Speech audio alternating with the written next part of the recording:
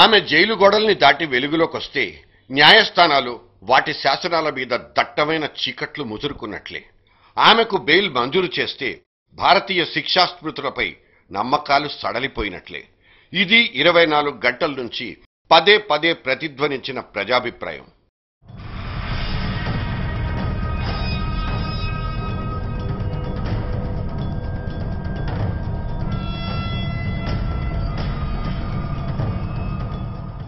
కనిమొళి 4 పదుల వయస్సున్న DMK MP 200 కోట్ల రూపాయల కిక్ బ్యాక్ కేసులో 193 రోజుల నుంచి ఊచలు లెక్కబెడుతోంది. దేశంలో అత్యంత కీలకమైన 2G కేసులో ఈ మాజీ ముఖ్యమంత్రి కూతురు ఈ కేసులో నుంచి బయటపడిపోవడానికి చేయని ప్రయత్నం అంటూ లేదు. యూపీఏ ప్రభుత్వాన్ని తమ భుజాల మీద మోస్తున్న డిఎంకే ఒక రకంగా చెప్పాలంటే తమ మద్దతు వెనక్కి తీసుకుంటామనే సాఫ్ట్ బ్లాక్ మెయిలింగ్ కి కూడా పాల్పడినట్లే కనిపించింది. తన గారాల పట్టిని విడిపించుకోవడానికి కరుణానిధి చక్రాల కుర్చీలో ఢిల్లీకి చక్కర్లు కొట్టారు. సోనియా, మన్మోహన్, చిదంబరం ఇలా అన్ని గుమ్మాల్ని ఎక్కి దిగారు. అసలు ఈ డిఎంకే పార్టీ బ్లాక్ మెయిలింగ్ చేసి యూపీఏ ప్రభుత్వంలో కావలసిన కీలకమైన మంత్రి పదవులు కొట్టేసి కోటాను కోట్ల రూపాయల అవినీతి కేసుల్లో ఇరుక్కోవడం కొత్తేమీ కాదు. ఇష్టమున్నా లేకపోయినా సంకీర్ణ ధర్మం పేరుతో వాళ్లను చంకనెక్కించుకున్న మన్మోహన్ సింగ్ ఆయా మంత్రులు చేసిన అరాచకాల్ని కళ్ళు, చెవులు, ముక్కులు మూసుకుని భరించేశారు. వాళ్లను ఆపితే ప్రభుత్వం పడిపోతుంది, ఆపకపోతే అరాచకాలు మితిమీరిపోతాయి. జాతి మొత్తం సిగ్గుపడి తలదించుకునేలా అవినీతి కంపులో కూరుకుపోయిన కరుణానిధి అండ్ కోకి ఇవాళ తగిన శాస్తే జరిగింది. ఇవాళ కనుక ఈ గ్యాంగే జైలు తలుపులు తోసుకుని బయటకొచ్చుంటే ఈ న్యాయస్థానాల మీదే నమ్మకాలు పటాపంచలయ్యుండేవి. 1,76,000 కోట్ల నష్టాన్ని ప్రభుత్వ ఖాతాలో జమ చేసి రాజా అనబడే ఒక టెలికాం మంత్రి సృష్టించిన 2G స్కామ్లో పళ్ల బిజినెస్ చేసే వాళ్ల దగ్గర నుంచి సినిమా ప్రొడ్యూసర్ల దాకా ఇరుక్కుపోయిన వాళ్లను చూస్తే ఇంత భారీ స్థాయిలో ఇంకే కుంభకోణం జరుగుండదేమో అనిపిస్తుంది.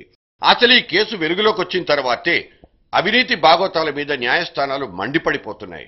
జనంలో అవినీతి మీద చర్చ జరుగుతోంది. అన్నా హజారే లాంటి వాళ్లు సత్యాగ్రహాలకు పూనుకున్నారు. ఒక చైతన్యం వెల్లివిరిసింది.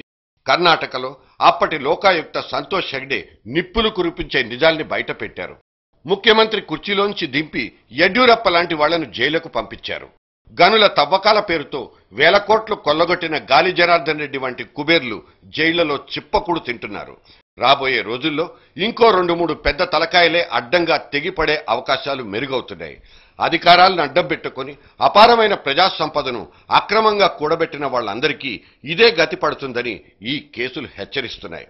సుప్రీంకోర్టు చాచి ముఖం మీద కొట్టిన తర్వాతే సిబిఐ లాంటి సంస్థలు రాజకీయాల ముసుగుల్ని తీసేసి పనిచేయడం మొదలుపెట్టాయి.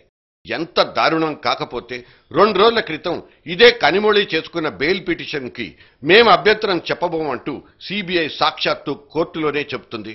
అంతకు మునిపే ఢిల్లీ వచ్చిన కరుణానిధి కేంద్రంలో చేసుకున్న పైరవీతోనే సిబిఐ అలా చేసుండొచ్చన్న అనుమానాలతో దేశం మొత్తం ఉడికిపోయింది.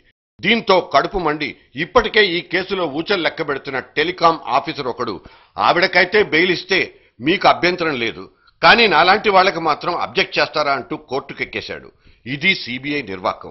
రాజకీయాలకు అతీతంగా ప్రభుత్వ పెద్దల ఇన్ఫ్లుయెన్స్లకు దూరంగా స్వతంత్రంగా సిబిఐ లాంటి సంస్థలు పనిచేయాలని పదే పదే ప్రాధేయపడేది, పోరాటాలు చేసేది అందుకే.